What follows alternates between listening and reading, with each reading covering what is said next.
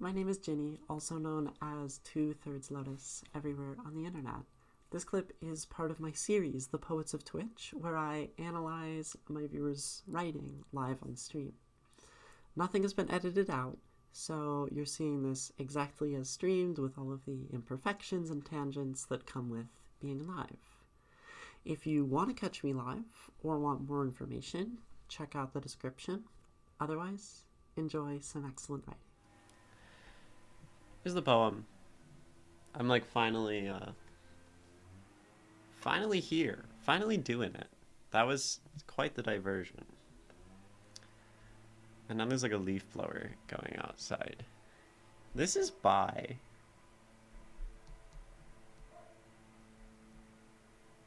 Exotopy.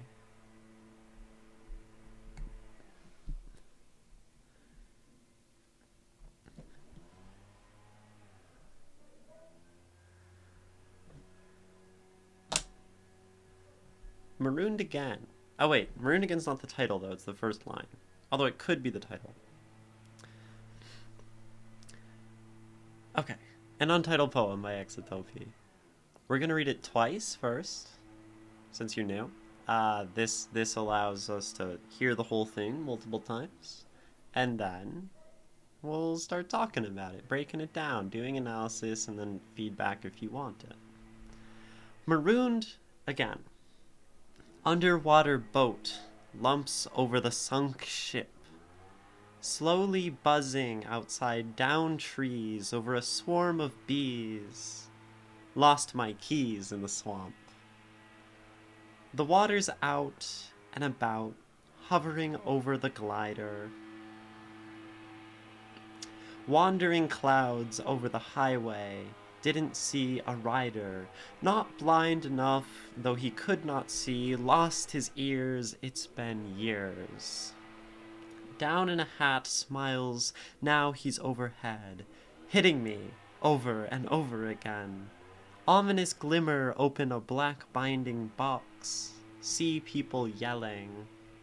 Smiling widely at the open sea, chitter chatter, teeth pitter patter at the dock, 7 o'clock, stones floating, rock on the dining table. Hollow pumpkins sinking at the bottom, blinkless fish bobbing upside down, loose scales rattle and gleam in the sun, gray rays cast ships away. Wave amplitude lines muddying the water, seaweed tree ascending downward, bubble boring into a bubble, angular split divisions, bleeding sea lions, emptying their intestines, seagulls eating bugs in the water, brimming cups, spilling overboard wood mold, starting on the open seams, nails loosening in the dirt, yawn at the gutter. An untitled work by Exotopy. Oh, this has such a fun bounce to it, I almost want to sing it. Yeah, I don't think I picked up on it like immediately in the first couple lines, but some of the rhymes happening throughout this are really, really fun, kind of interesting placement within the lines, and it's definitely like a joy to read. I agree. And I'm very sorry about the leaf blower going that happens often either in our yard or the neighbor's yard or the other neighbor's yard, because the HOA makes you have like landscapers leaf blow your yard and do nothing. Here's the poem one more time to hear it again, to get that feel. Marooned Again. Underwater boat lumps over the sunk ship, slowly buzzing outside down trees over a swarm of bees. Lost my keys in the swamp. The water's out and about, hovering over the glider, wandering clouds over the highway. Didn't see A rider, not blind enough though he could not see, lost his ears. It's been years. Down in a hat, smiles, now he's overhead, hitting me over and over again, ominous glimmer. Open a black binding box. See people yelling, smiling widely at the open sea. Chitter chatter, teeth pitter patter at the dock. 7 o'clock, stones floating, rock on the dining table. Hollow pumpkin, sinking at the bottom. Blinkless fish bobbing upside down. Loose scales rattle and gleam in the sun. Gray rays cast ships away. Wave amplitude. Lines muddying the water. Wave amplitude lines muddying the water. Seaweed tree ascending downward. Bubble boring into a bottle. Angular split divisions. Bleeding sea lions emptying their intestines, seagulls eating bugs in the water, brimming cups spilling overboard, wood mold starting on the open seams. Nails loosening in the dirt. Yawn at the gutter. Untitled by Exotopy. I like how you read this a lot. Thank you for reading it aloud. It helps to hear it. Yeah, I think it's absolutely helpful when we're reading poetry of any kind to just to read it out loud, try to read it in different ways, try to feel the poem, and then reading it in your head as well, because it's a different feeling. These are ways to just continue to connect with the poem, to understand it, because to me, interpretation involves a lot of listening before I ever even start to make like comment or critique. And that means having the feel first, which is just reading it. I don't really have a vocabulary for it, but I feel the author's very smart about how they put the sounds together. Yeah, like the sharp and round sounds. Yes, I was trying to do the shapes of the sounds. You did well. Okay. Coming back to plosives and fricatives, yeah. So, let's look at sounds in this poem. This is funny because every so often, when I'm not doing anything on stream, I read a few passages from this book, Mary Oliver's A Poetry Handbook. And A Poetry Handbook by Mary Oliver, great American poet. And she talks a lot at the start of the book about sounds and the way that, like, great poets, sometimes it's not so much about using great metaphors or ideas, but sometimes it's just about the sounds themselves. And that is what can make a poem great. Of course, there can be other things. Not saying there aren't great ideas in this poem, but I think we can maybe start by looking at these sounds and how they work together. So, underwater boat lumps over the sunk ship. Right? So you said, Stylish Fail, you feel that there's the use of like kind of rounder sounds and sharper sounds. And I think this is actually a very great division. You kind of have like hard sounds, I would say. You have soft sounds. And I would say you also have kind of like long sounds and short sounds. And I'm writing all of this where no one can see it, which is not very helpful. Long sounds and short sounds. This is one way to see like just the sound in language. Long and short, hard and soft. So we can think of, let's say, t. Short and hard. I'm setting myself up for... Okay, and then let's say... Let's do a longer version. I would say duh is maybe a little longer, and puh, especially in something like stops, ship, would be longer and hard. Long and hard sounds. And then we have soft sounds. So you might have something like an S. S. And that's long. It kind of drags out. And I think they tend to, but then you have maybe like la, which is going to be shorter, la, but softer, where sa is longer, but also soft. And maybe we can look at these kinds of divisions, what is happening in the poem, just like see what's going on, see how this poet, Exotopy, is using these sounds, because I do agree there is kind of that feel of different sounds throughout the poem. I love the line "Marooned Again." Whenever I think of being marooned, I think of it like a death sentence for a pirate or something, but marooned again. Yes. How did that happen? It reminds me of that scene in the Ballad of Buster Scruggs, which I don't know, where James Franco asks the other guy on the gallows if it's his first time.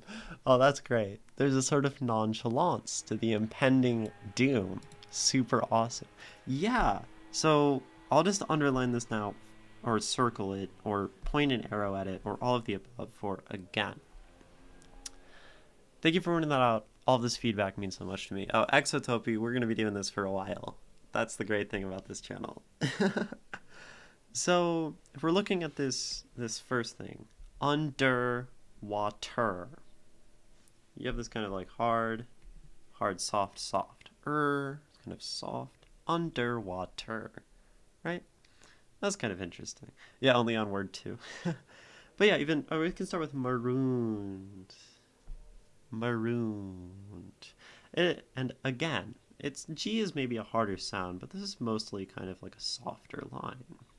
And then underwater boat lumps over the sunk ship.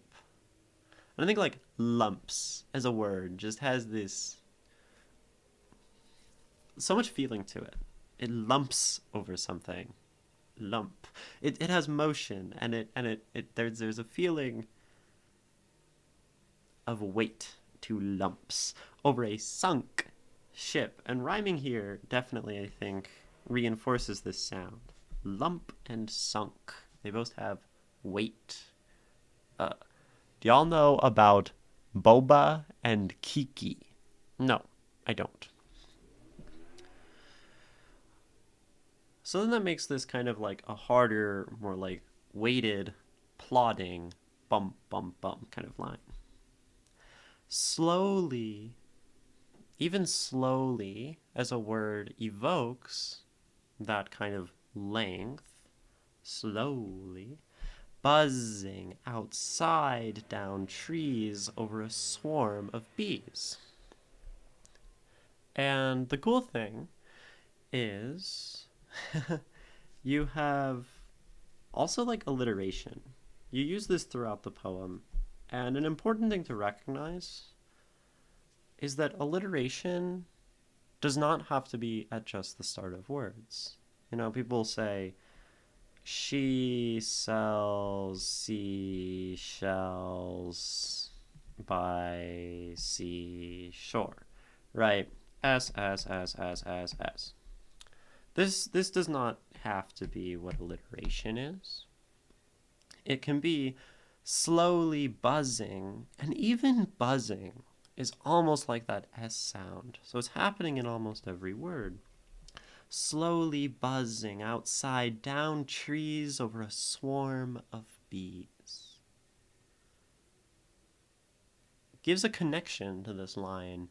And this is where like using sound can really help us in poetry. For those who feel like they don't really write with like sound or cadence, doing things like this, alliteration throughout the line within the words, it's not always noticeable by the listener. They might not say, oh, there's alliteration in that line when they're listening to it, because we're usually not listening for like, ooh, where is this poet alliterating? But when you hear slowly buzzing outside the down trees over a swarm of bees, you just get this feeling of continuity and connection to it. Lost my keys in the swamp. And this even probably continues that last line. We could think about these as maybe connected. And sunk ship. And the cool thing about tools like this is we have one line. Underwater boat lumps over sunk ship. Over the sunk ship. And then we switch to slowly buzzing outside down trees over a swarm of bees. This is like different. We have water and then we have outside. These aren't connected as ideas, but a great thing we can do is to kind of stagger our alliteration, where the sunk ship going into slowly buzzing outside kind of connects these lines, where you might have, if we were to draw this in maybe like a mathematical sort of perfect sense, line, that's okay. We have a line and it has like one idea. And then we have a line with a different idea after that.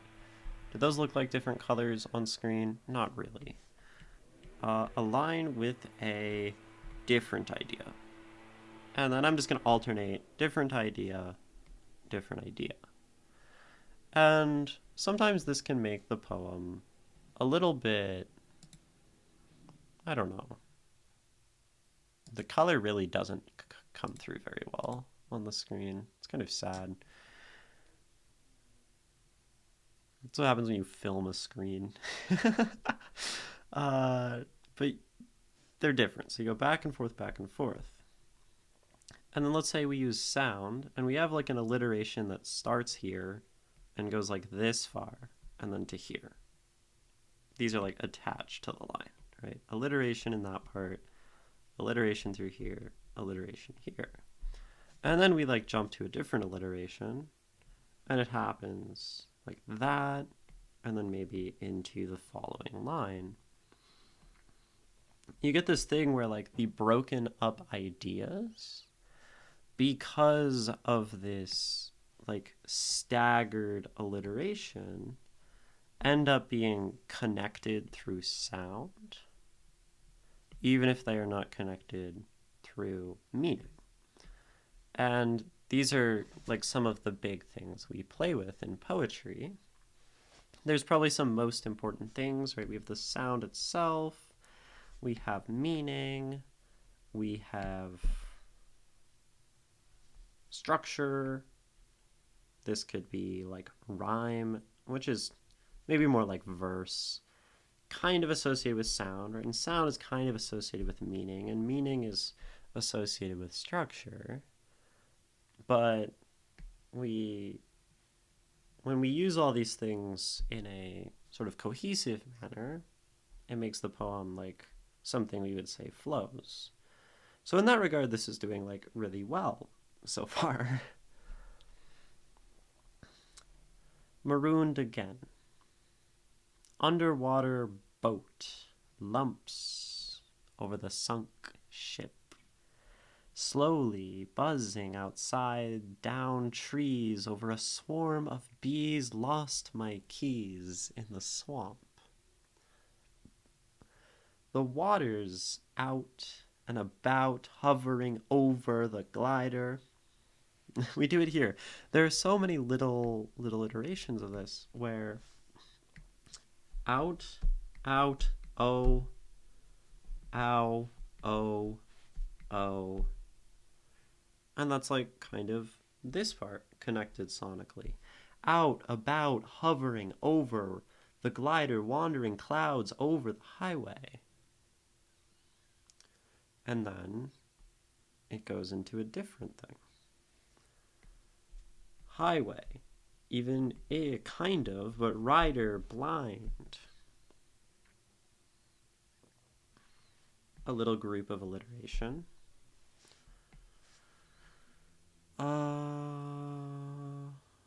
Enough though he could not see. Lost his ears though it's been years. We'll get there in a second. Okay. You send a link. Boba and Kiki. It's going to this thing. Kiki is the left, Boba is the right. Kiki is the angular one. Boba is the blob. Yeah, and I think if y'all click that link, it just goes to an image of something that looks like this and something that looks kind of like this, which is kind of a bad drawing. That's bad again.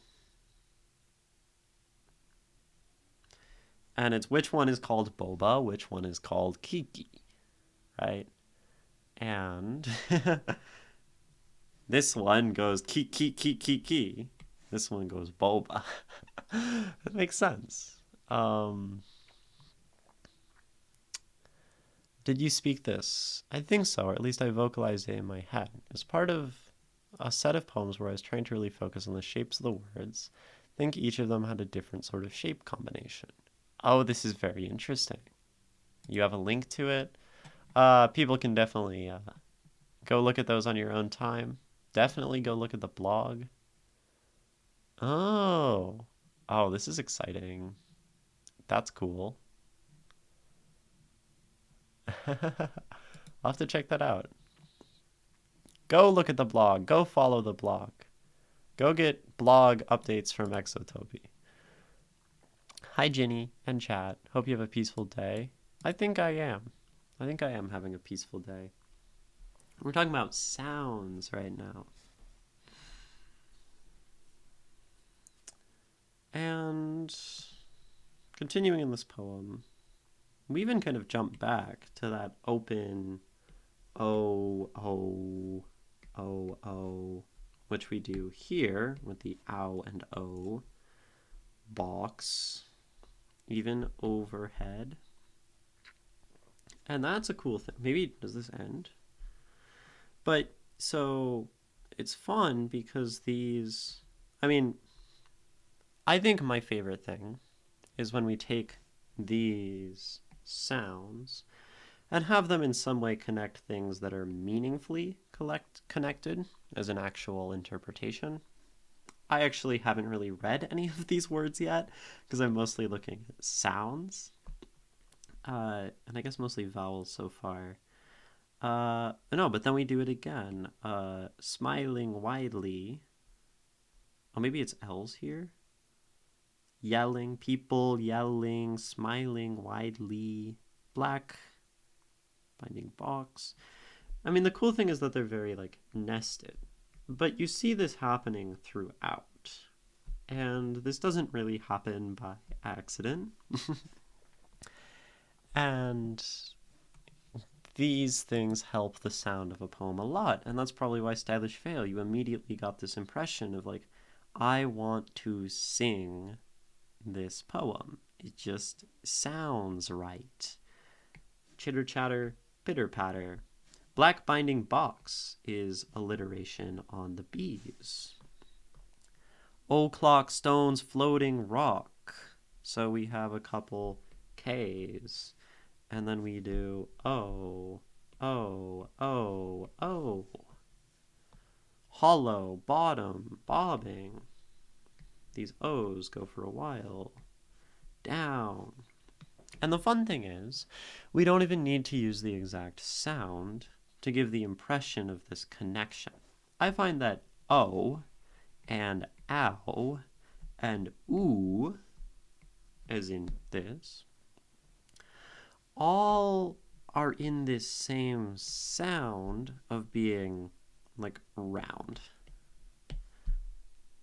You could even do, bottom, This O is different than that one. Bottom.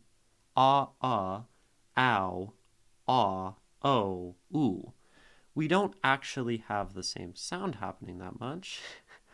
Uh, y'all are gonna get me to talk about phonetics and language and pull up the IPA, but this is something that's like really useful to play with. Gray rays cast away, wave amplitudes, muddying the water, weed, and we can see how these nest into each other.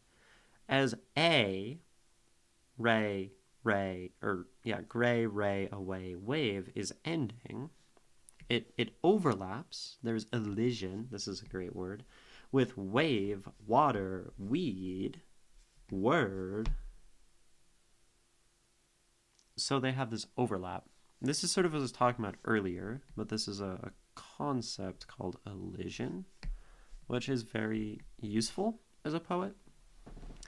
It is basically where we have two objects. One begins, and then the end of one serves as the beginning of the other. So that we have the exact same content in this middle section, but interpreted as part of the left, it maybe has one meaning or one connection, and is something else as connected to the right. And this is very useful as a poet. This is one way, maybe, that we can achieve something like flow in our poem, because it makes sure that there's never a point where one thing is ending and then another thing is starting, because everything nests into each other, right? A diagram like this, whether this is meanings, metaphors, sounds, this is going to flow less than this. Like nair or ma'am. Kind of. That is like removing things for brevity and other purposes usually. Yeah. So I'm using this as an example. Wave amplitude lines muddying the water, seaweed, downward. Oh, sorry. Gray rays cast ships away. So we have these two things happening. W, W, W, W. This is one idea that gives our poem cohesion and motion. And then we have gray rays, way, wave. These rhymes and alliteration are the two things happening, that gives this section a sort of cohesion. Keep switching to my eraser. This section achieves cohesion by rhymes. This one achieves a sort of cohesion by alliteration, but they have an overlap in wave. Wave both alliterates with water, weed, word, and rhymes with gray rays cast ships away. And this means that the flow of things, the sonic stuff that sticks everything together, never has a defined ending point and starting point. So this one we could call the rhyme, and then this side would be the alliteration. And since one does not end, stop, and wait for another to start, we achieve an overall greater feeling of motion in this poem. This is like a really useful tool to know as a poet. And we can do it with metaphors. We can do it with lines themselves. I've written a poem where every line, the last word, both serves as the, conclusion of this line but also the start of the sentence in the next line, where the entire poem is from a grammatical perspective using this idea of elision. And then when it gets to the end, it actually starts the first sentence. And this is like super duper cool as something you can use as a poet. It looks cool. Oh, wait. It's English with a different script. Oh my gosh, you conlang too. Oh yeah, you did mention that. Okay. This is only a very surface level start. And it is time for me to run an ad and take a brief break. So I encourage you all, especially those who are new, to not watch the ads that are probably going to play in a moment. Instead, take a moment to do some self-care, get some water, stretch, step away from your screen, take care of yourself, and then we'll come back with fresh minds in 2 minutes for more poetry. Don't watch these ads. Don't be a dollar sign.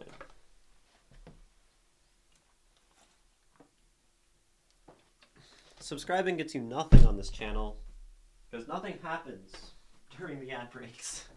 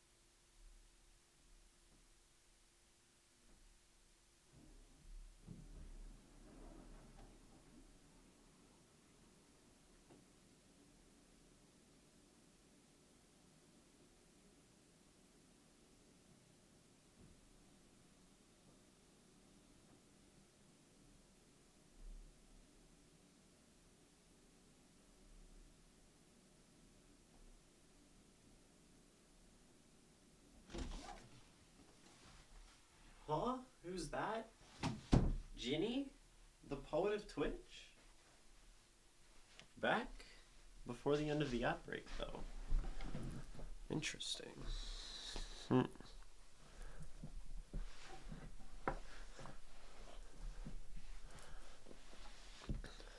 Okay. Welcome back. Oh, you are heading off Exotopy.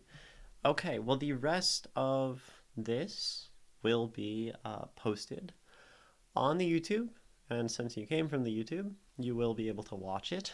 I do hope.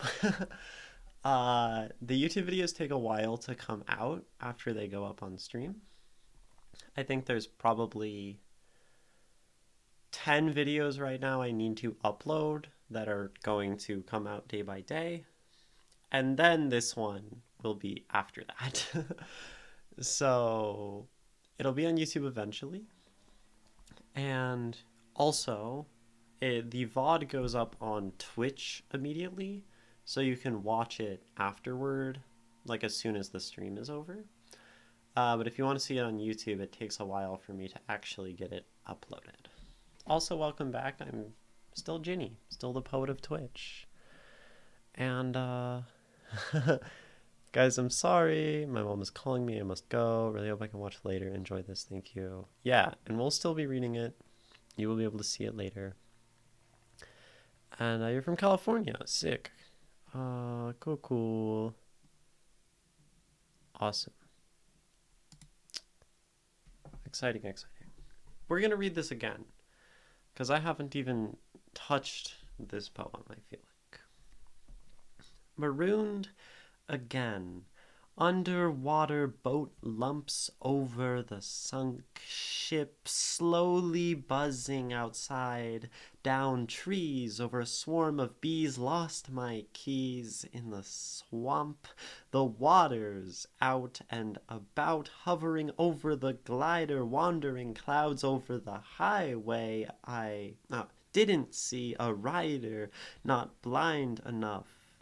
Though he could not see, lost his ears. It's been years. Down in a hat, smiles now. He's overhead, hitting me over and over again. Ominous glimmer open a black binding box. See people yelling, smiling widely at the open sea.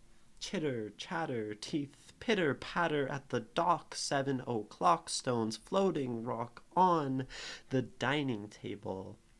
Hollow pumpkins sinking at the bottom, blinkless fish bobbing upside down, loose scales rattle and gleam in the sun. Gray rays cast ships away, wave amplitude lines muddying the water, seaweed tree ascending downward, bubble boring into a bottle. Angular split divisions, bleeding sea lions emptying their intestines. Seagulls eating bugs in the water, brimming cups spilling overboard, wood mold starting on the open seams, nails loosening in the dirt. Yawn at the gutter. Oh, this poem is so fun to read.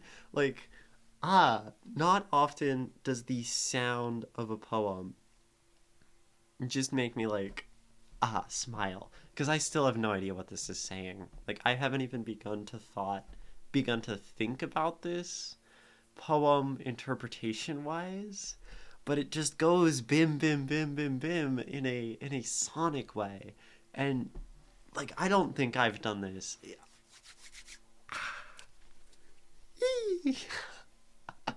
Poem. I love poetry. Okay. Settle down. Settle down.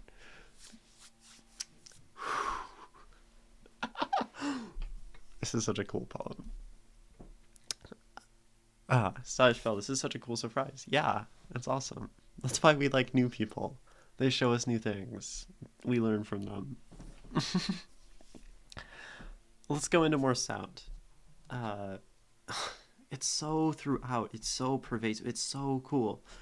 So then we have, of course, bubble boring into a bottle. Ba ba ba ba ba.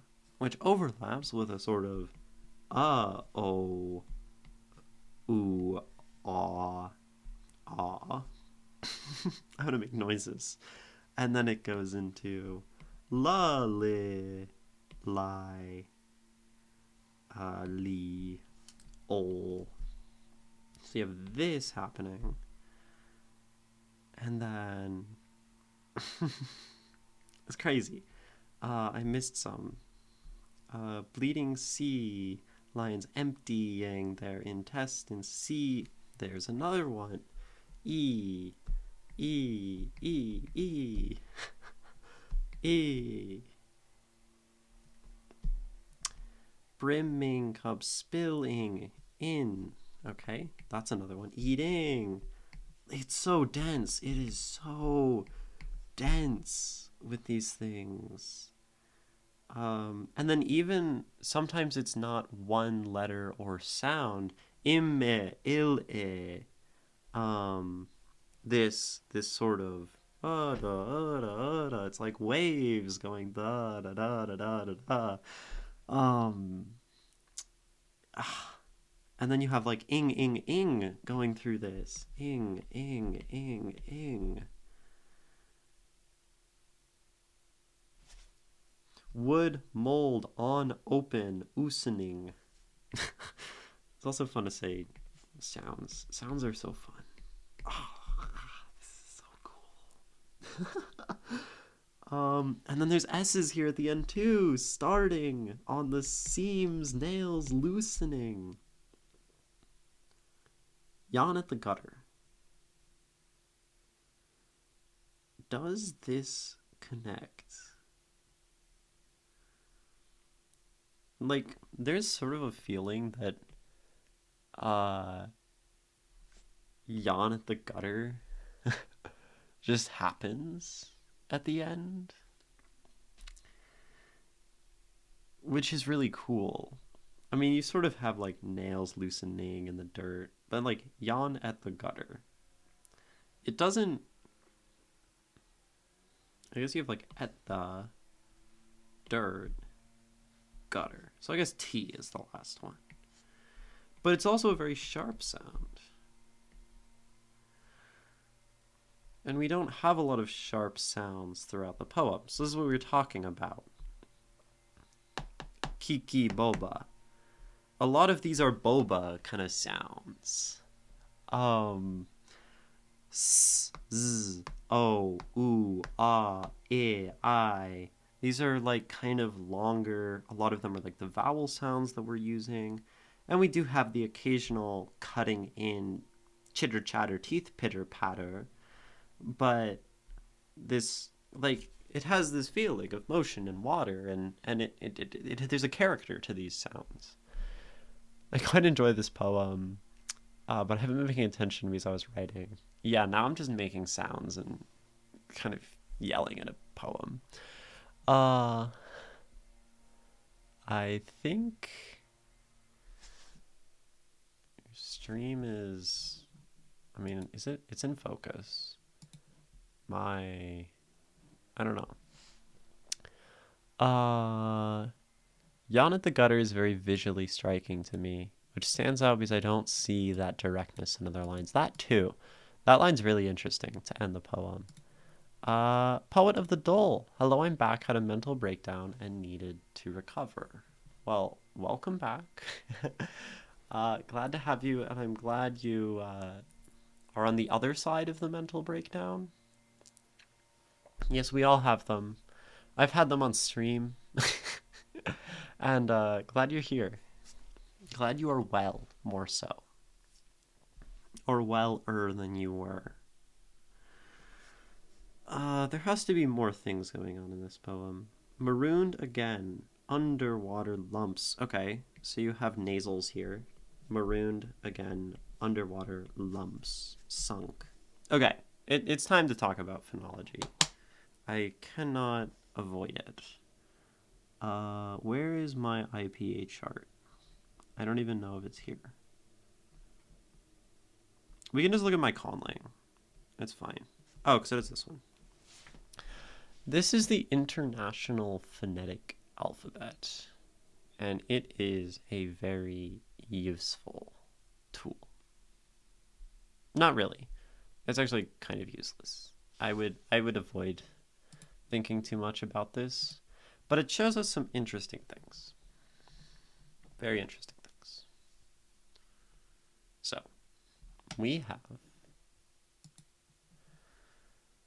a bunch of columns and rows of things. And these are consonants at the top. Here's my laser pointer.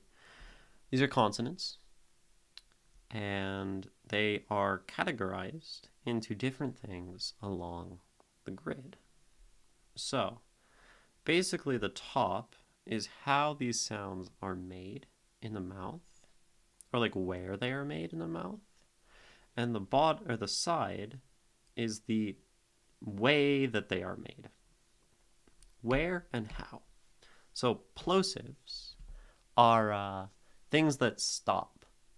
Things that involve stopping the air and releasing it. A lot of these take on the character of being a harder sound. Ta, da. These are sounds we don't make in English. Ka, ga. These are kind of hard sounds. We also have labial sounds here. Pa, ba. And these have a similar character, like pa and ba, pretty similar. We're both making these with the lips. These, ta and da, is the tongue on the top of the mouth. Then ka and ga are formed in the back. And if we're playing with language as poets, whoa, that's cool. if we're playing as language, right, and we want to have things that sound similar to each other, we can think about things that are just close to each other on the table in similar categories. So let's take nasals. This is made by the mouth being closed and the sound coming through the nose. Nya,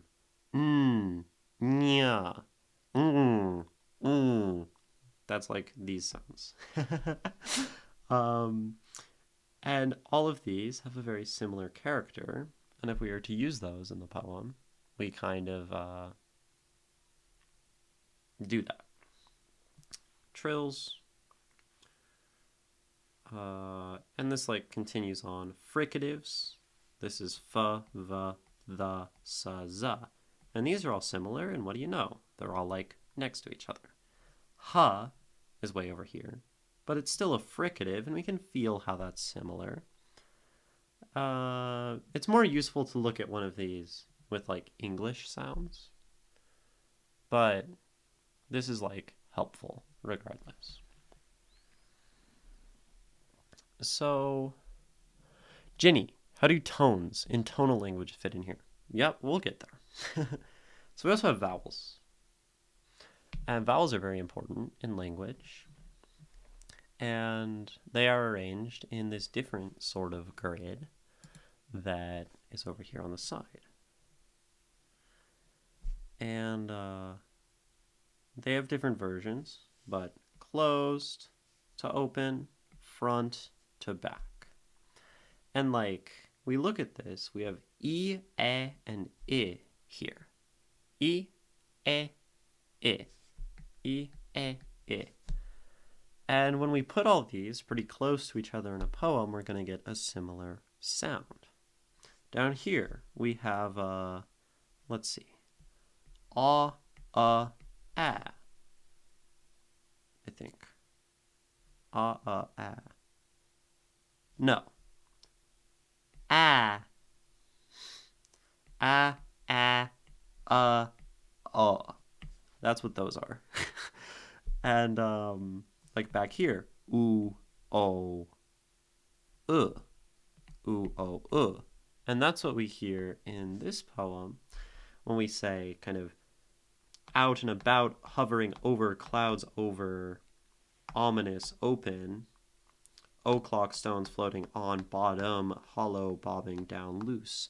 These are slightly different sounds depending on the context, but they're all in like this region, or we have things in this region and this region. And when we put them close to each other, they sound similar. Other languages do other cool things as well. Tones, as Stylish Veil asked about, is on this side. And this we hear in languages like Mandarin. Mandarin is a tonal language that having something like eh would be different from eh as a sound, where the actual pitch going up or down would affect that letter. And I know there are these like tongue twisters and like funny little sayings in Mandarin that are using very similar words like over and over and over again, except the difference is they have like a rising or falling pitch somewhere that makes them like distinct words in the language. And it's about, like in that case, you have this nuance of things that are very, very similar to each other, but slightly different. And I'm sure that people in these languages are doing poetic things with that kind of sonic structure. All sorts of things here as well, but this is why I really like learning about linguistics. So that's what all this is. This is within the field of linguistics, which is just the study of language. And interestingly enough, the poem we were reading, or are still talking about by Exotopy, they were talking about how they conlang. Now, conlanging is a fun linguistic thing that some people do, which is creating languages. I do it as well. That's what this page actually is for. It's for my language and for my D&D game, which has all sorts of rules and stuff and this cool script. This is kind of what the language looks like. And so, learning about sounds, learning about the way that academic people kind of study sounds and talk about sounds is a super useful thing as a writer, because we all exist within the sphere of language and are kind of governed by language. I usually talk about, interestingly, like language as in some ways an enemy of mine, but also a tool, where I am fundamentally constrained by the language I speak. It puts me in a box where I can make certain sounds, I only have access to certain ideas, there are things that are better expressed, say, in Russian versus English, because of the way the languages are set up. And this makes every language, unique, which can be a useful tool for expressing certain things, but it's also a fundamental limiting factor, which is why I also always yap about how much I want to learn languages, because it helps. The more you understand language, it can often help you speak a language and communicate in a language. Knowledge of language as a whole. So, for those who are really interested in this sound stuff and want to do it in their poems, absolutely investigate linguistics. There's some YouTube channels around that teach stuff like this, usually within the context of conlanging, and it's a really fun way to play with linguistics as you learn it, to conlang. YouTube channel, there's one called like Artifexian. I think he sometimes talks about conlanging, but it might just be world building. There's Conlang Critic, who talks about conlangs. So these exist. If you're in college and have the opportunity to take an intro level linguistics class, these are usually really hard. Linguistics is a very difficult field. Observe, right? But it can be very beneficial as a writer. End of linguistics tangent. But that's the underlying reason why this all can feel effective. Here's more. See, years. See. Rhyming sonic through lines. So this is like really, really well implemented here, and it indicates like really an affinity for sound. Like this really impresses me. If you're watching on YouTube now, Exotopy, like this is really cool. I like this poem a lot. And sometimes this is what analysis looks like. So we talk about this sort of structure, the sound, the meaning, and the structure itself of the poem. Also, thank you for the follow, Gia Mariix. We have these different things, meaning, and this is what a lot of my analysis on Twitch concerns, because this is what I'm particularly good at. Saying, okay, here's metaphor, falls into this. Symbol falls into this realm of analysis. Even just, what people mean. But sound is another way that we can entirely focus on analyzing poems. And I can say, how does this rhyme? How does this alliterate? How does it do the other word that I learned from Mary Oliver like 2 days ago? What's the other word? She has another word. Oh, this includes like onomatopoeia and assonance. These are all words. Onomatopoeia. Assonance.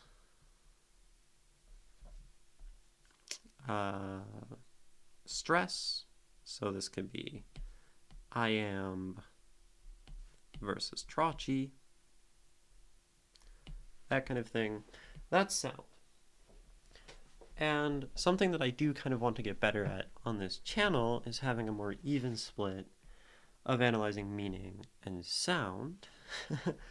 And then there's also, maybe this is like the poetic trinity in a sense, structure, which is things like line breaks. When sometimes we read a poem and we say, wow, for some reason this line break was really well done. But it's hard to say why.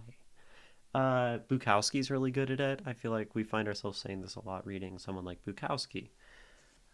Line breaks, formatting is part of structure. Just overall presentation. I mean, the color of the paper, the font is part of this. Think the poems that Penguino Man sends to stream. They're always on different colored paper. This is part of structure and presentation, even if we don't think about it too much. Or at least even if I don't talk about it too much on stream. Line breaks, formatting, presentation, font, page color. I mean, like a poem might read differently in cursive versus print versus typewriter font versus whatever. And these are really important things for poets to know, especially when we're trying to like sometimes sell books and collections, is that these details matter as much as the sound details, which matter as much as the meaning details. And I think sound, like if you really wanna, like I think my favorite spoken word poets are the ones who use sound because it fits the format. So if you want to think about sound, you can go listen to spoken word.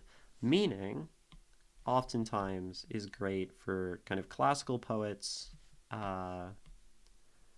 who, you know, your James Joyce's, your even like Greek stuff and old. A lot of these also have a sound to them. Shakespeare is a great poet for sound. And then structure, a lot of the times we can enjoy modern poets for this. The free verse gives us a lot of flexibility with structure that I think we often do not take up and use. I have a favorite example of this, and it is Afrofuturism. Blanche Says Meh, one of my favorite poems, if it loads, which looks like this. And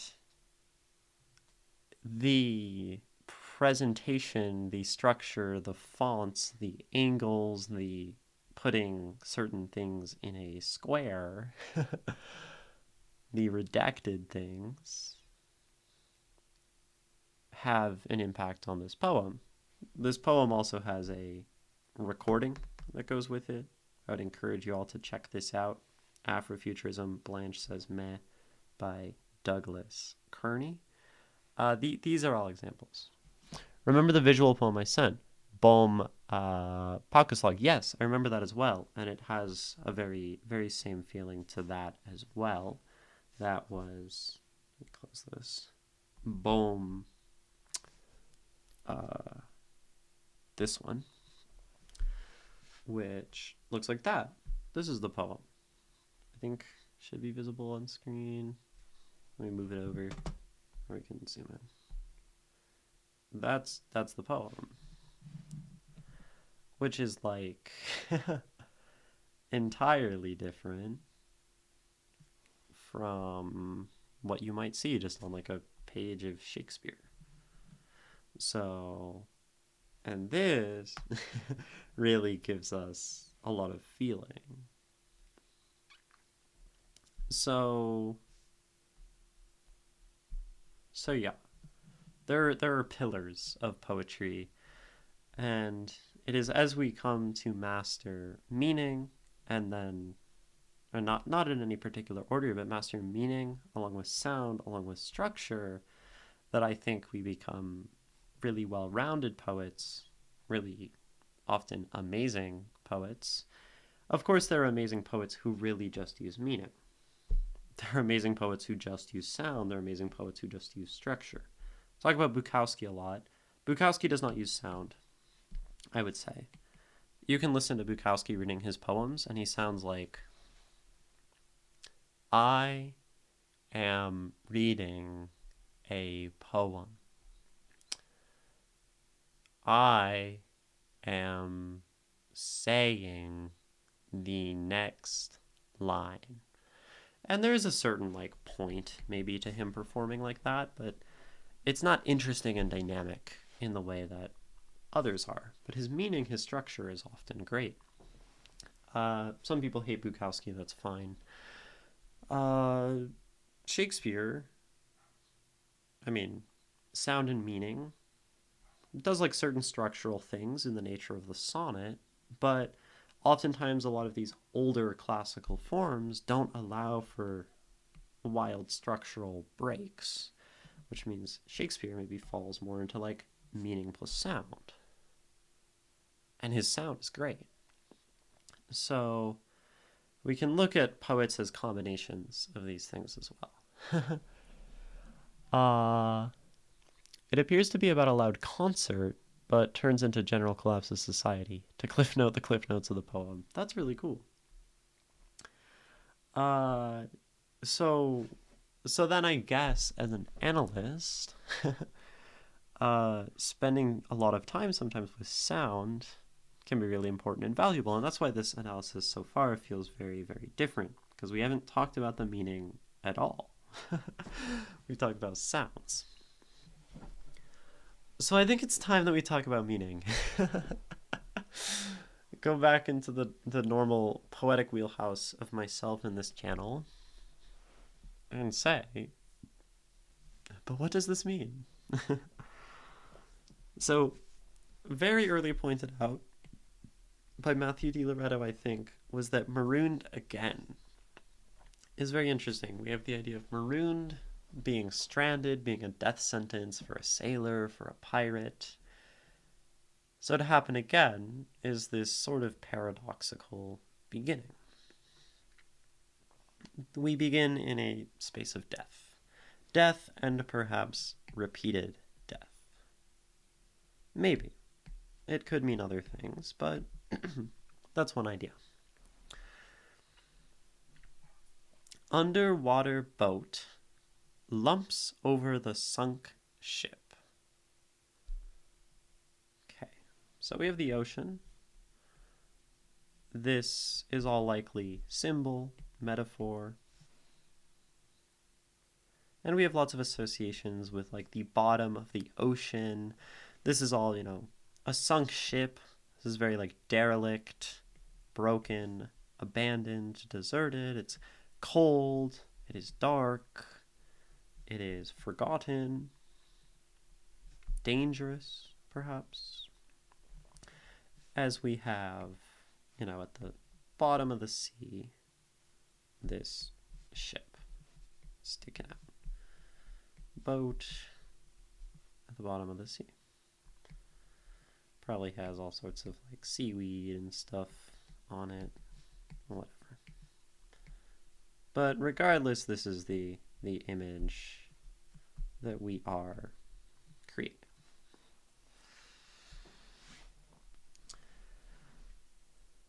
which we'll circle back to. Slowly buzzing outside, down trees, over a swarm of bees. Lost my keys in the swamp. I wanted to say this. It's funny, at the very start of stream, we were talking about losing things and how Exotopy, you lose your keys under random things, and I had lost my pencil under random things. Kind of funny coincidence, but so we have another picture now, a swamp. Swamp with a slow buzzing.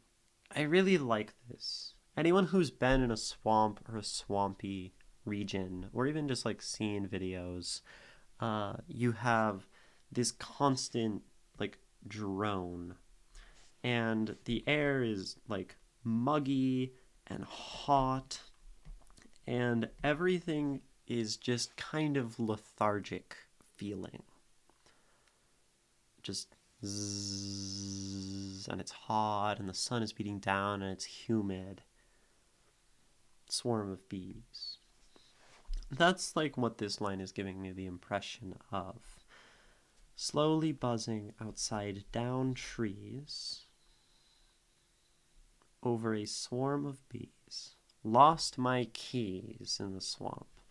So we again have this parallel of something being lost, something being abandoned, forgotten, in water. The water is out and about, hovering over the glider. These are little guys that, like little bugs that kind of stand on water, right? I think, is that what I'm thinking of? Yeah, these guys. They're so cool. I love like the surface tension kind of dip in the water that they make. I think that's very cool. So we have the glider, these little bugs on the water.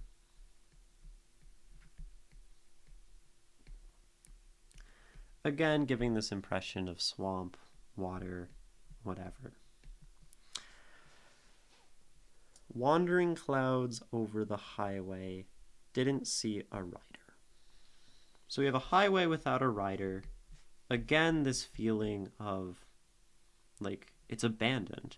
We normally associate the highway with being bustling, energetic, full of cars going through. This person lives in California. I know like there is so much traffic there, right? So we think of just like highways being gridlock, full of cars, going along, just like the rat race. A great song that I like about highways, Long Line of Cars by Cake. Good song. Listen to that on your own time. But yeah, long line of cars. Cars, busy, motion, people. But rather than this, we have a single glider. We have wandering clouds. So we're really just reinforcing like slowness, emptiness, stillness. This is also the ship, right? It doesn't change much very quickly. It slowly just kind of degrades at the bottom of the sea, but they last for a very long time. Not blind enough, though he could not see. Lost his ears. It's been years. Down in a hat, smiles now, he's overhead, hitting me over and over again. So we start to have characters, start to have things going on. He and me.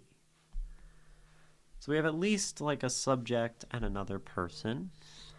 Well, there's lots of subjects in this poem, but we have a character and a me, and we have others. And this is a useful thing to keep track of in our poems. So, not blind enough. Not blind enough. This is another like paradoxical feeling line alongside something like Marooned Again. These are absolute things. You are marooned, you die, that's all. Not blind enough. You are blind, and if you are blind, there is sort of, you cannot see. I mean, of course, we have partial blindness, legal blindness, and you can be blind and still kind of see. But he was not blind enough, though he could not see. So he can't see, and yet he could be more blind. Which is just very, very evocative. You know it's a good poem when you get surprised when you read a line for the fourth time. Yeah, I mean, the great thing is the poem captured me so much with the sound that I am only just now even considering what this poem means. And that's freaking amazing. Lost his ears, it's been years. Okay, blindness, deafness. So this could be some sort of thing, these together. Unlike disability, yes. But these also represent a lack of perception.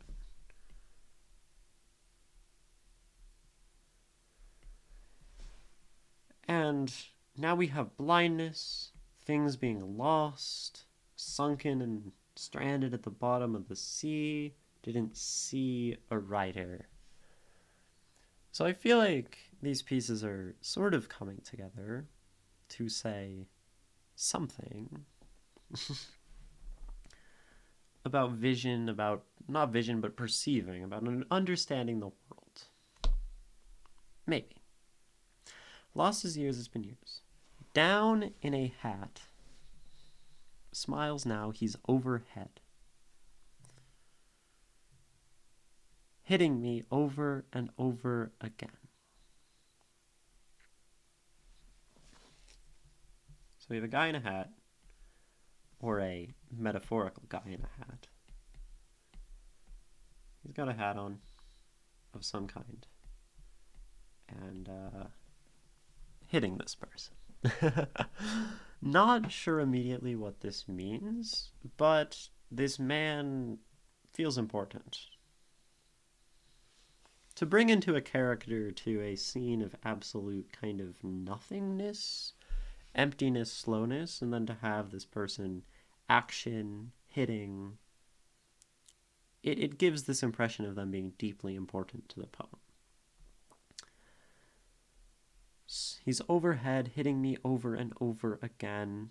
Maybe we think about them like on the ground, getting like curb stomped. Ominous glimmer. Open a black binding box.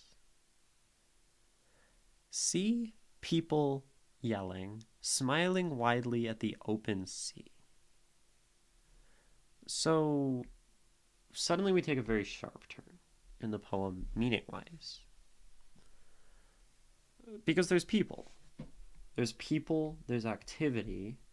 The open sea. The sea is no longer this underwater kind of bubbly, lost, decrepit thing. We now are looking out at like the coastline and seeing all sorts of like stuff going on. So this is there's a change here. There is action, there is motion, there is stuff. The description of an open sea is very different from being underwater, from being marooned. Well, marooned you are also staring at an open sea probably.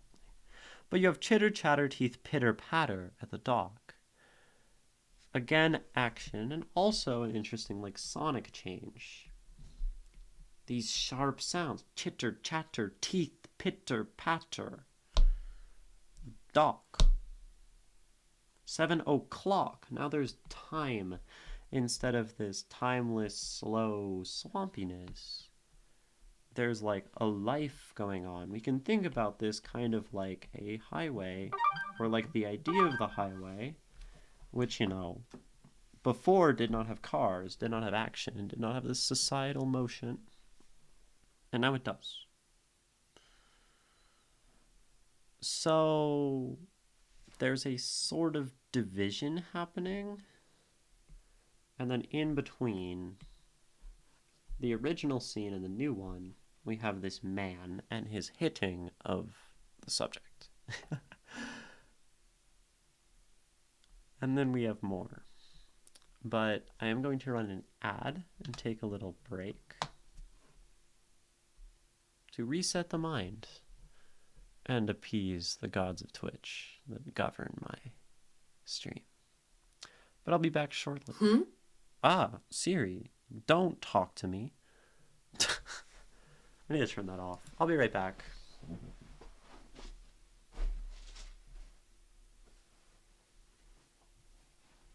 Water.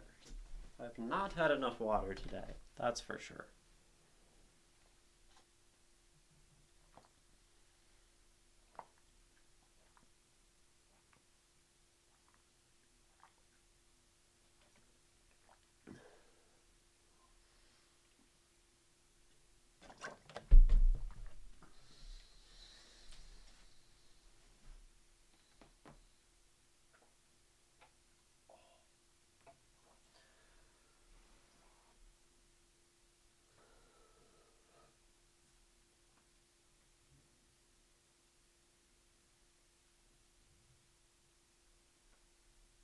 Stretch. Oh, this poem's crazy.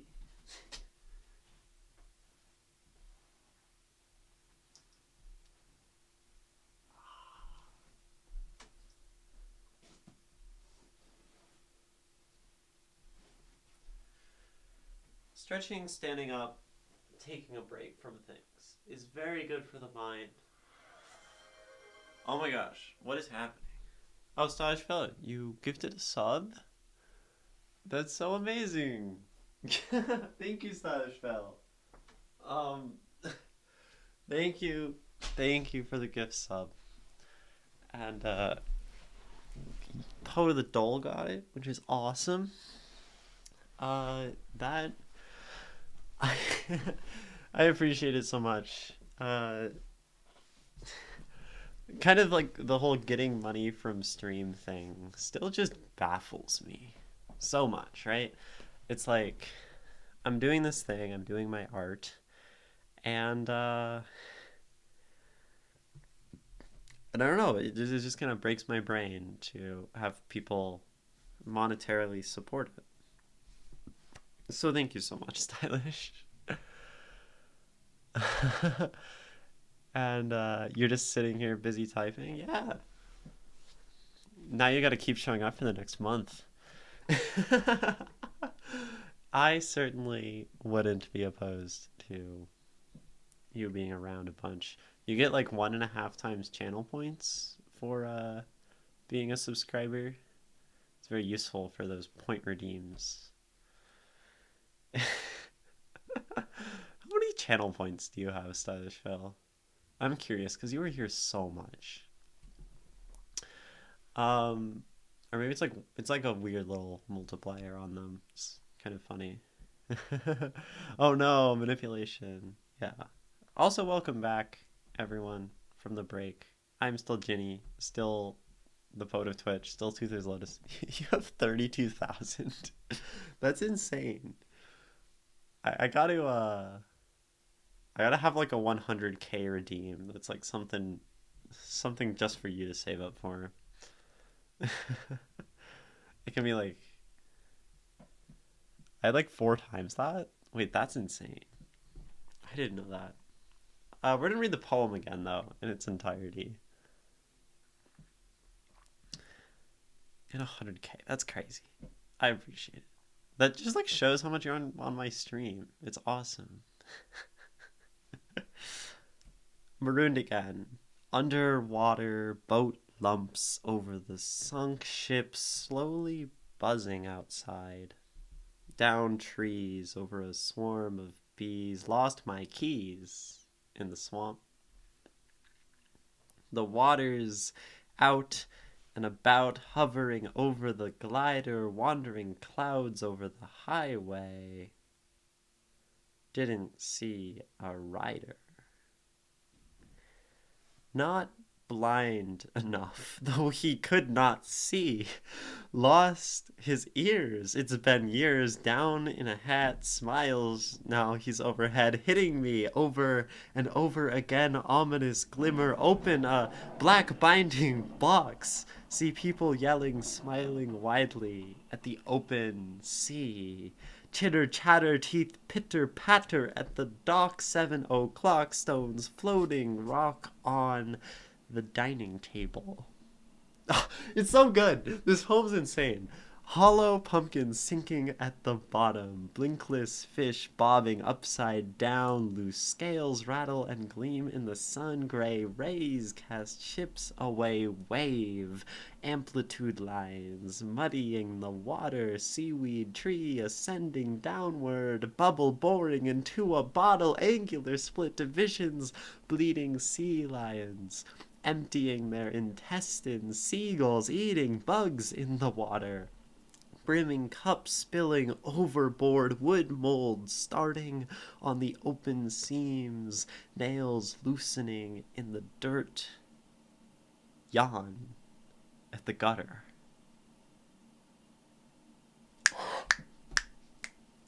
I cannot.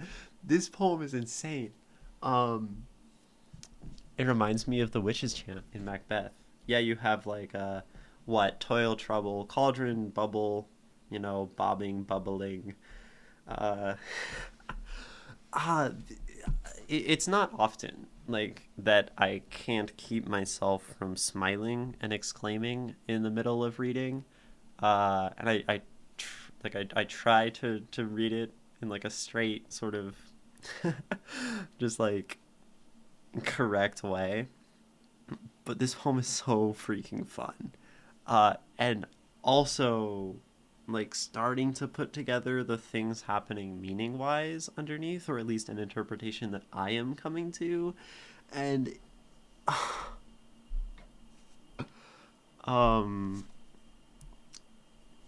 Exotopy, you just better come back at some point. Like, you better not disappear forever. It's insane.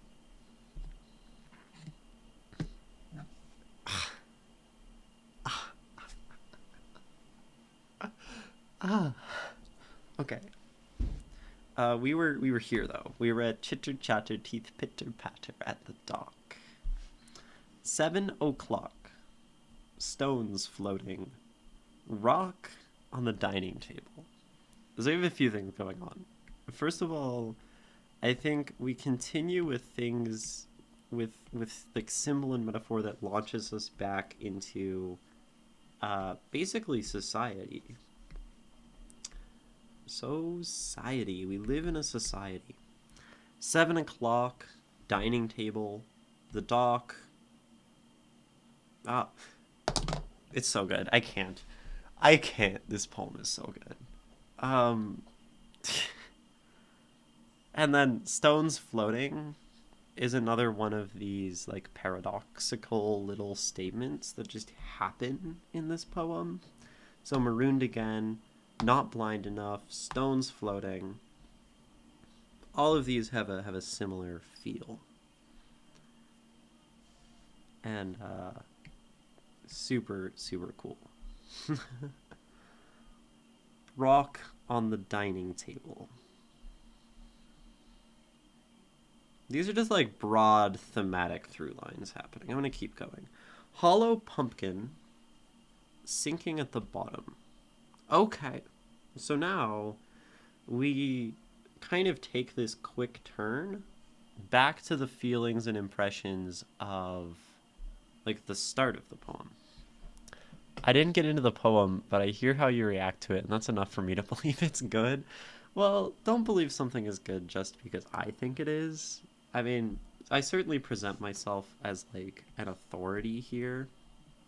But like, so here's the thing. Authority. Oh my gosh. Let's try again. Let's do it like this. That has the feeling of authority. Authority. Some people will tell you that a poem is good, and some people will tell you that a poem is bad. someone who you think is authority, a professor, might say, Rupi Kaur, what is it? Milk and Honey is a bad poetry collection. And they might tell you that Charles Bukowski is good because he talks about, like, real problems or something. And this is all bullshit. Like, this is dumb. Ignore it. Go away. If I like something, that doesn't mean you have to like it. If some professor likes something, doesn't mean it's good. If a professor hates your poem, if a competition judge tells you your poem is the worst thing they've ever heard or it's the best thing you've ever heard, that's not necessarily true. That it's like good or bad. People's opinions should not in any way impact yours. Don't let another person saying a poem is good, poem is bad, ever like impact your thoughts on it, because that is just not giving yourself the opportunity to find things you like and don't like. So please. Not allowed. That was also a perfect length for a clip to go on my TikTok. Now I have to figure out if something is really true. You can read Immanuel Kant. He'll talk about objective morality. I'm gonna miss your TikToks. Well, there'll still be YouTube shorts. Are you going over to the Little Red Book? What is the Little Red Book?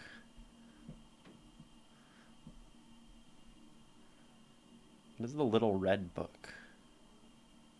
Red Note? What is Red Note? I already made a profile for Lemon 8. I haven't used it yet, but I know it's like a potential. Okay, it's another TikTok. I'll consider. Cause Lemon 8 is another Chinese TikTok app. Bunch of Americans are fleeing there. Okay. Yeah, we'll see. I mean, YouTube Shorts has been like working pretty well for me. I kind of don't like it in a lot of ways, but having YouTube Shorts, like, immediately people can find my videos, which helps them find what I actually do on Twitch pretty easily. Can be kind of a disconnect to get people like from TikTok to actually get to my Twitch channel. But the short form content does well no matter what. So probably. Content machine. So next part. We've jumped back to this underwater feel. Hollow pumpkin. Sinking. At the bottom. Blinkless fish bobbing upside down. Death. We have death again. We haven't thought about death much since the beginning of the poem, but here it is again. Loose scales rattle and gleam in the sun. This is like a great image. You have the water here, and then we have our just like dead fish, which I promise I drew upside down. There. Now it's upside down. We have our dead fish. There's like little scales floating around it, gleaming in the sun.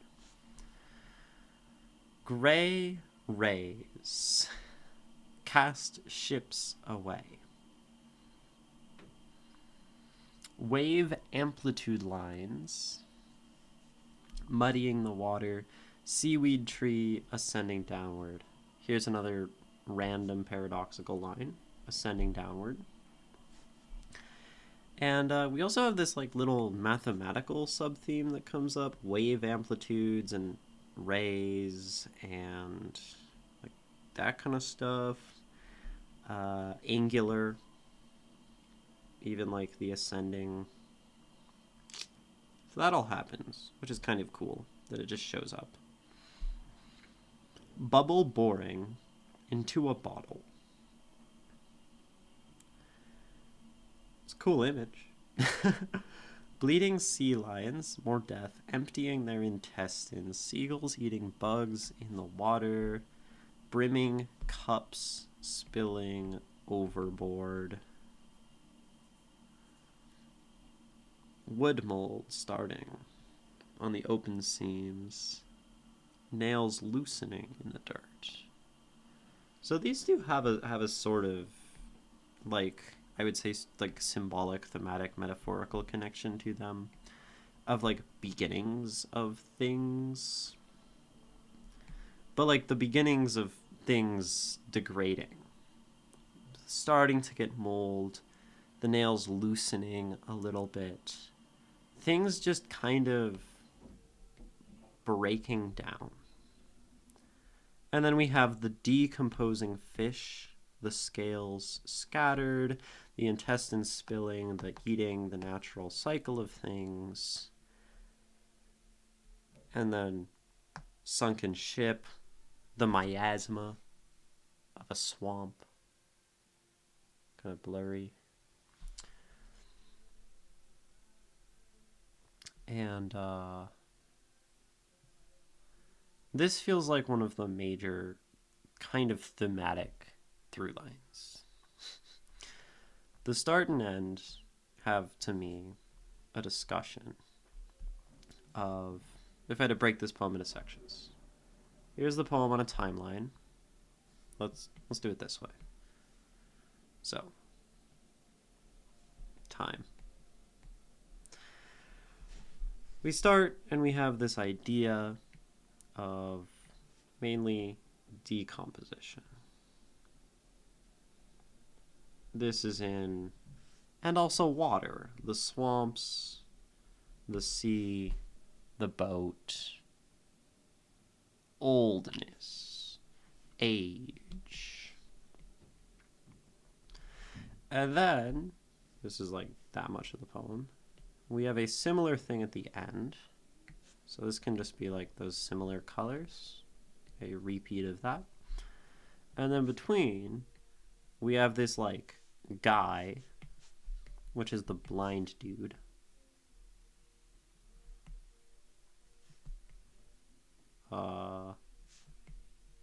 Justice? Just thought of this. There's like justice, blind. This is an association, a symbol, a metaphor. Could be happening, I'm not sure. But they are hitting this person, kind of a punishment, judgmental way. Very possible. And then in between, we've got the, like, port scene and society and busyness. And then it comes full circle. I like circles. Circles are good. Circles are especially good when we mention them at the very start of the poem. Marooned Again. The very start of the poem. So we have death from the beginning. We have breaking down of things, some sort of figure, society, life, bustling existence, and then breakdown again, and yawning at the gutter. The gutter, a place where like waste goes. And also like yawning, a disinterest. Disinterest. Perhaps. You can tell how much Ginny likes a poem by the amount of extra graphs, doodles, and colors. Well, yes and no. You can tell how many ideas I have, how much I'm enjoying an analysis. Sometimes I write a lot on poems that I'm less into because it's still a fun analysis and good teaching. But you can tell I like this poem. I'm laughing about it and we're talking a lot. And yeah, if I'm doing colors and I'm drawing, like, I'm enjoying myself. And but you're not wrong there, Stylish. I like this poem a lot. So you have this like interesting thing of, at least as I read it, a kind of circular motion. Death, life, death. Death, judgment, life, death. I'm still wondering about this man. So, being blind, this is like something that we associate with justice, which I kind of like the idea of. He kind of shows up, smiles overhead, hits this person. Ominous glimmer open a black binding box. And then this person sees. It's almost like being hit into realizing something. Like, we talk about a realization hitting us. That's kind of what that feels like. Mantle Merchant, hi. Want to hear all my song ideas? For album 1?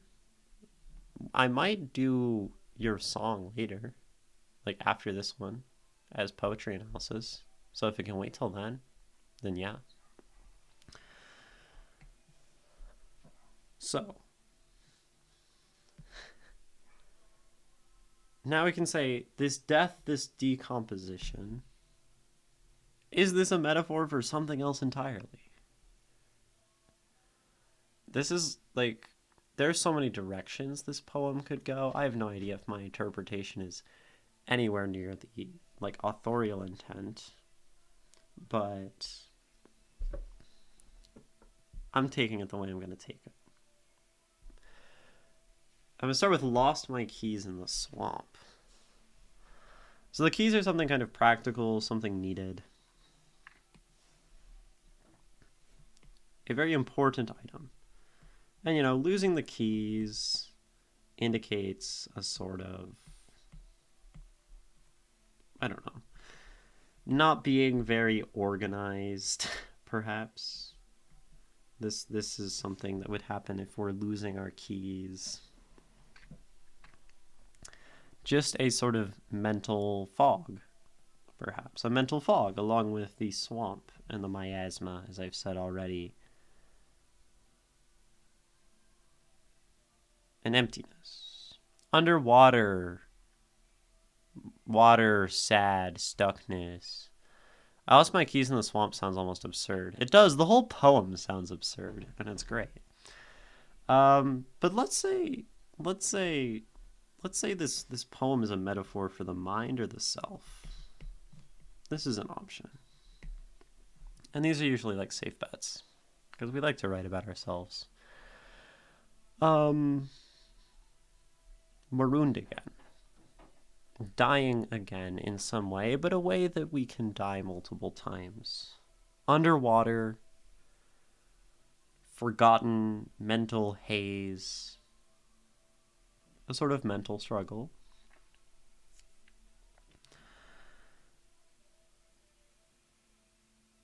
Feeling empty, disconnected. And then we have this realization hitting us. Someone smiling at us and having us sort of realize, going back into, like, I don't know, regular society. And then society itself is just as absurd as the mental breakdown itself. People smiling at the sea, just busyness, sort of nothing actually going on, just impossible action on the dining table. And then so we sink back to the bottom. We die again, our mind decomposes, splits apart, breaks down, falls overboard. Because all of it is in some way like yawn at the gutter. Just this cycle of waste. I don't know. Life, death, life, or something. That's one interpretation, maybe. Mantle Merchant, I said later. The swamp took my homework. Yeah, exactly. The swamp took it. In Russian, the word for swamp rhymes with the word for work. So I immediately drew a parallel with drowning in a swamp. That's a poem. That's a poem right there, Poet of the Dole. It's probably been done, but you can do it better. Careful with all that edge. You might take someone's eye out. You'll shoot your eye out.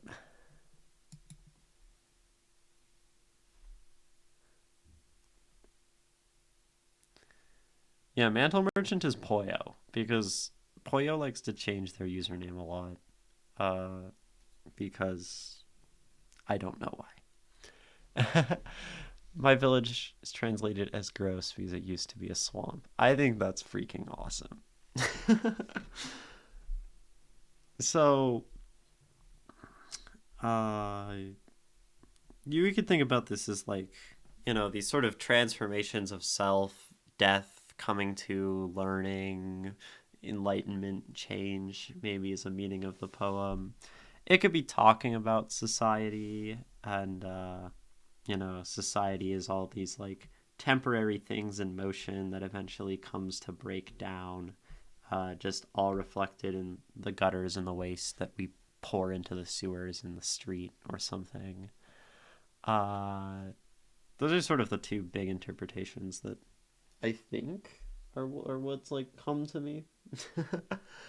uh, but but of course, like it just gives this impression of this cyclical breakdown, this like odd beat into you, hitting realization, rebirth, and then realizing that kind of none of this is very helpful, and then breaking down again. I don't know.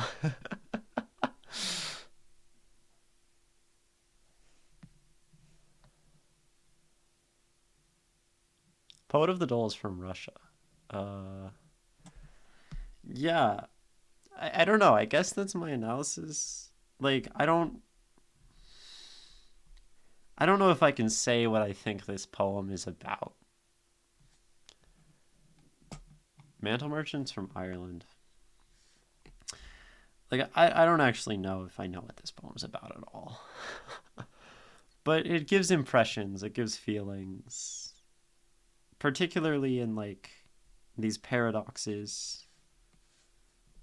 The paradoxes being present in the sea, in the swamp, in society, in the breakdown, in the life of things.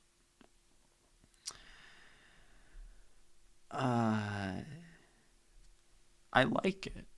Obviously like it. Young Solina, welcome. We are just finishing up reading a poem that, oh my gosh, is so freaking good.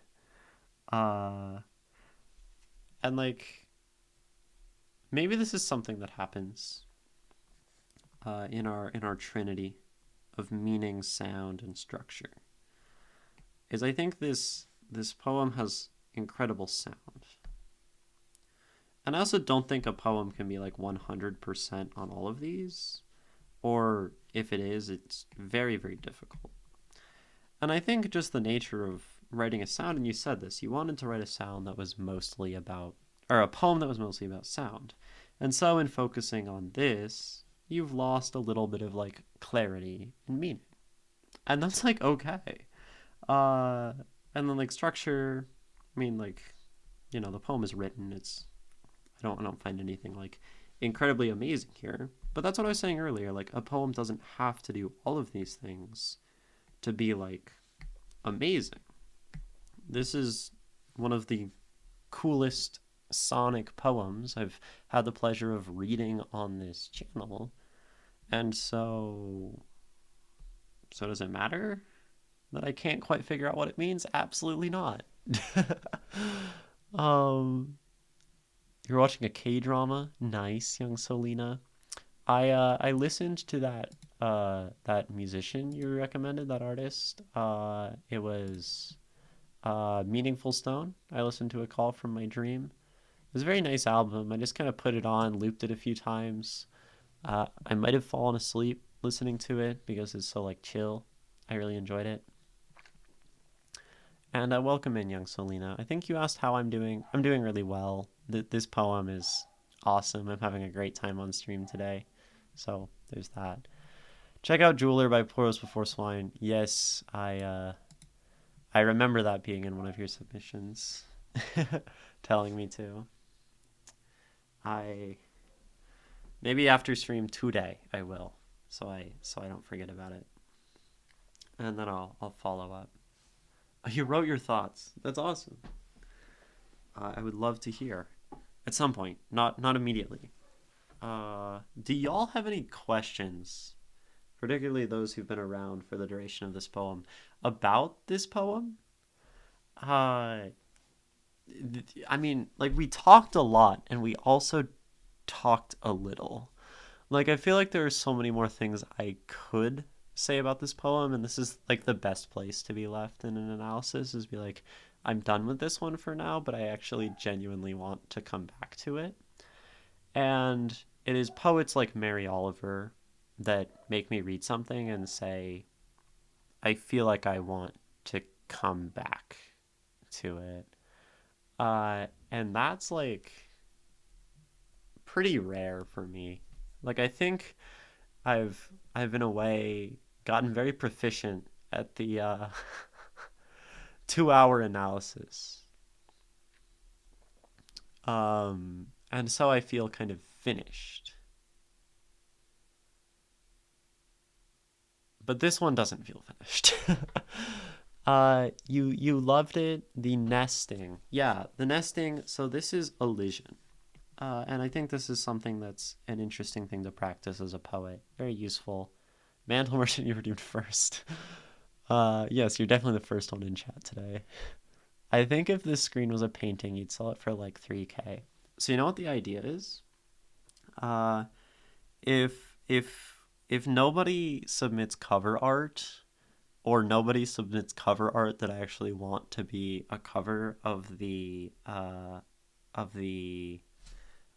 compilation of the zine of the anthology, I'm just going to take all of the little doodles and like pull them out and then have them all just sort of like across the cover as like a mosaic of doodles that covers the whole, front and back cover, all of this stuff of the zine.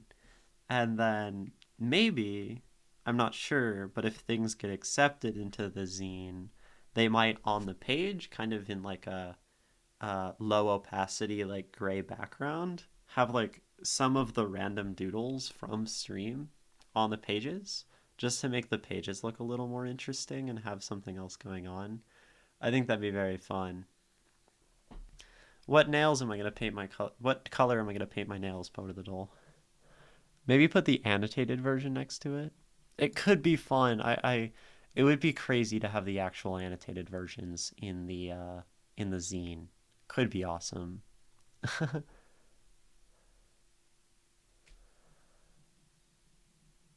And then that's to do the K-drama. Okay.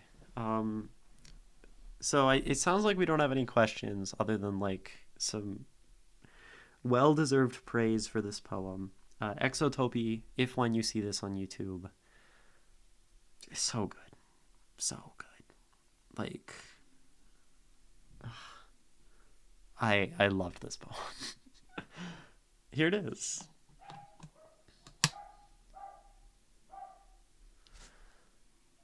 Marooned again, underwater boat lumps over the sunk ship, slowly buzzing outside, down trees over a swarm of bees, lost my keys in the swamp, the water's out and about, hovering over the glider, wandering clouds over the highway.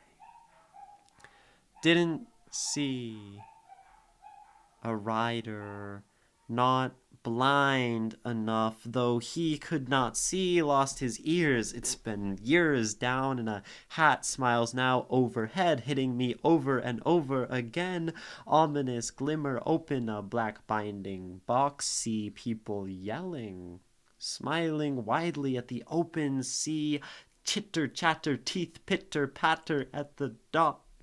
7 o'clock, stones floating, rock on the dining table. hollow pumpkins sinking.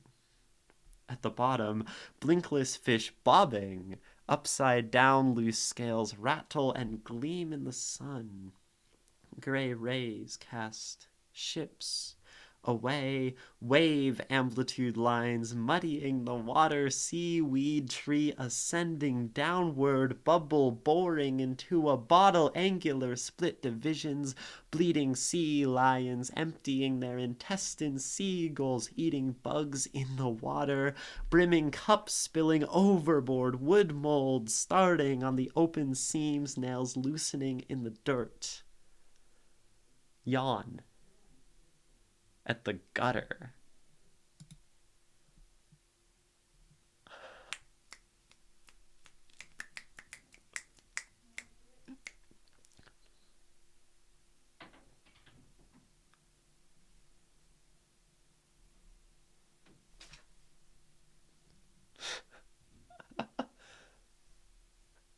So good. So good. The shirt is so big. It's funny. I like this shirt. Looking at myself. It's such a good poem. Thank you. Thank you. Thank you, Exotopy, for this untitled work. Exotopy. So good. It goes bim bim bim. So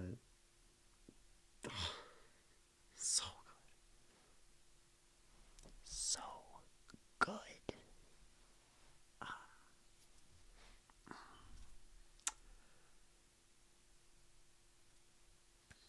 Like when the hands start going, when they start doing things like this. That's when you know the poem's good, Stylish Fail. Thank you for submitting. I hope you get to see this on YouTube. I really enjoyed it. Thank you for watching. I encourage you to check out the rest of the series, follow if you enjoyed, and stop by Twitch if you want to share your own work. See you there.